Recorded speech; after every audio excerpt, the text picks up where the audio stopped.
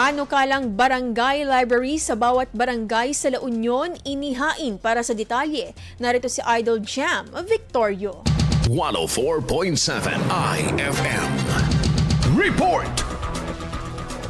Inihain sa sangguniang panlalawigan ng La Union ang isang panukalang ordinansa na naglalayong magtatag ng barangay library sa bawat barangay sa lalawigan bilang bahagi ng pagpapalawak ng access sa pagbabasa at digital learning resources. Layunin ng panukalan na obligahin ang bawat barangay na magtatag, magpatakbo at magpanatili ng functional library na maaring gamitin ng publiko. Sa ilalim ng panukala, kinakailangan magkaroon ng mga pasilidad na may internet access at ICT equipment gaya ng computers at tablets upang suportahan ang digital learning sa mga komunidad kabilang ang mga nasa liblib na lugar. Inaatasan din ng mga barangay na maglaan ng paunang pondo na nagkakahalaga ng 100,000 pesos mula sa taunang budget para sa pagtatayo at operasyon ng library kabilang ang allowance para sa itatalagang barangay reading center in charge. Bubuo rin ng barangay library board na makangasiwa sa pulisiya at operasyon ng mga pasilidad. Kabilang dito ang mga opisyal ng barangay, kinatawan ng kabataan at mga organisasyong pangkomunidad. Ayon sa panukala, layunin nitong mapalawak ang literacy programs at access sa impormasyon habang isinusulong ang paggamit ng teknolohiya sa antas barangay. Kasalukuyang sumasailalim sa committee deliberation ang nasabing panukalang ordinansa para sa posibleng pagrebisa at pag-aproba. Kasama mo mula dito sa IFM Digupan,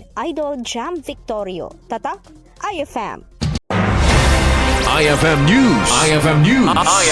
IFM News.